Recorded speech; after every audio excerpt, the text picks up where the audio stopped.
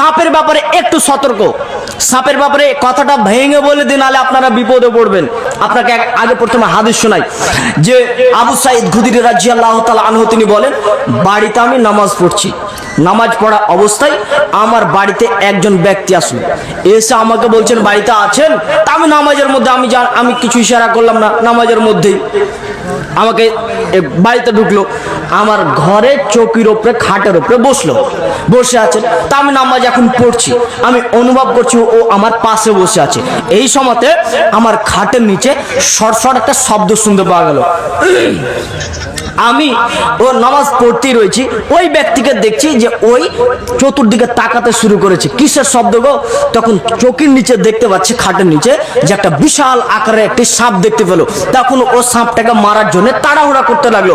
আমি নামাজের অবস্থায় আবু সাঈদ ওকে ইশারা করলাম, থামো, থামতে বললাম। এবার থামার পরে আমার নামাজ শেষ হলো। তখন আমি ওকে বললাম কি আছে? বলছে এই যে দেখেন আপনার খাটের নিচে একটা সাপ রয়েছে। তখন আবু সাঈদ খুদরি রাদিয়াল্লাহু তাআলা আনহু বলছেন, ওই যে সামনে একটা বাড়ি দেখছো, এই যে বাড়িটা, হ্যাঁ, এই বাড়িতে একজন যুবক কিছুদিন হলো বিয়ে করেছে। তো আমরা খন্দকের যুদ্ধতে আমরা বের হয়েছি, আমরা গর্ত খুঁড়ছি, যুদ্ধতে রওনা হয়েছি।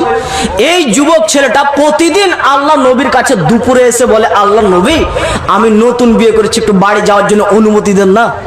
তখন আল্লাহ রাসূল বলছেন যাও, আমি বাড়ি, ওই ছেলেটা বাড়ি আসে। এই প্রতিদিন আস্তে আস্তে একদিন আবার আল্লাহ রাসূলকে বলছে, আল্লাহ নবী, আমাকে একটু বাড়ি আসার জন্য অনুমতি দেন না, নতুন বিয়ে করেছি। আল্লাহ রাসূল বলছেন যাও।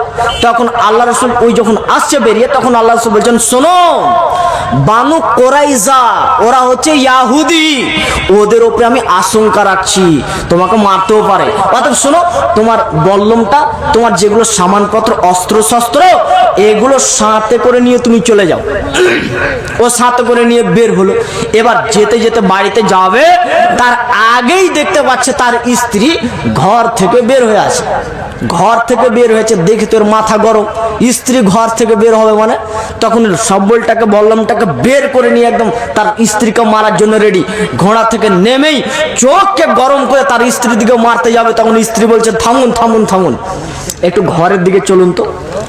ঘরের দিকে গেলেন, ঘরের ভিতরে গিয়ে দেখতে পাচ্ছে যে একটি সাপ তার চৌকির ওপরে একেবারে প্যাঁচ দিয়ে বসে আছে। ভয়ানক ব্যাপার। এই ব্যক্তিটা বল্লমটা খোলাই ছিল, সাপের উপরে দিলে জোরে করে আঘাত, সঙ্গে সঙ্গে সাপটা এখন মরার জন্য ছটপট করতে লাগলো।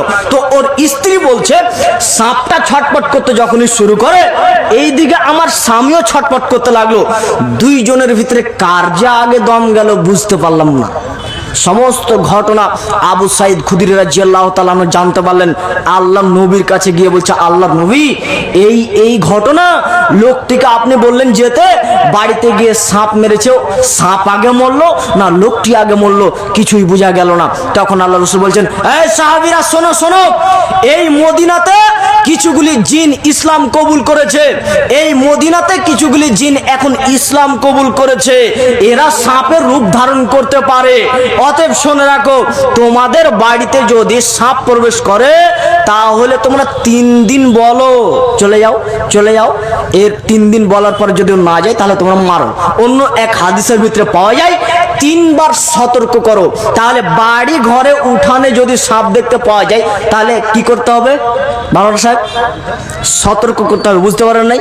হানাফিদের ফতোয়া হচ্ছে যে আল্লাহ নবী মদিনাদের কথা বলেছেন, আমাদের চলে, এই জন্য হানাফিদের ফতোয়া আছে যেখানে পাও সেখানে মারো। যাই হোক, তাদের বিবেকে সেটা বলছে, কিন্তু ইসলাম কবুল করেছে শুধুমাত্র মদিনার জিন। কি আল্লাহ রাসূল সতর্ক করেছিলেন জিনেরা রূপ ধারণ করতে পারে কিসের? সাপের। তাহলে ওখানকার শুধু কি আমাদের এখানকার পারে না? পারে তো। তাহলে আমাদের আহলে হাদিসের ফতোয়া হচ্ছে যে বাড়ি ঘরে যদি সাপ থাকে তাহলে তোমরা 3 বার সতর্ক করবে। জি। এরপরে শুনুন, তাহলে মাঠে ঘাটে যদি বাইরে থাকে তাহলে কি করবে শুনেন। আব্দুল্লাহ ইবনে মাসউদ রাদিয়াল্লাহু তাআলা আনহু তিনি বলেন যে একদা আমরা পাহাড়ি এলাকায় গিয়েছিলাম, একটি গুহা, একটি গর্তের মধ্যে আমরা ওখানে বসে রয়েছি। এই সময়তে একটি সূরা নাজিল হলো, সূরাটির নাম হচ্ছে সূরা মুরসালাত। এই সূরাটি আল্লাহ রাসূল আমাদেরকে পড়ছেন এবং তাফসীর করছেন, আমরা শুনছি। হঠাৎ করে গর্ত থেকে একটা বিশাল আকৃতির একটা সাপ বেরিয়ে চলে এসেছে। আমরা ওটিকে দেখে অবাক। আল্লাহ নবী বলছেন, আরে তাড়াতাড়ি মারো সাপটাকে, তাড়াতাড়ি মারো, আমরা মারতে যাচ্ছি। সাপটি দৌড়াতে লাগলো, এত জোরে দৌড়ালো, সাপটির আমরা পিছনে ধাওয়া করতেই পারলাম না, সাপটি বেঁচে গেল আমাদের হাত থেকে। তখন আল্লাহ রাসূল বলছেন, শোনো, ওই সাপটির হাত থেকে আল্লাহ তোমাদেরকে রক্ষা করেছে, আর তোমাদের হাত থেকে আল্লাহ সাপটিকে রক্ষা করেছে।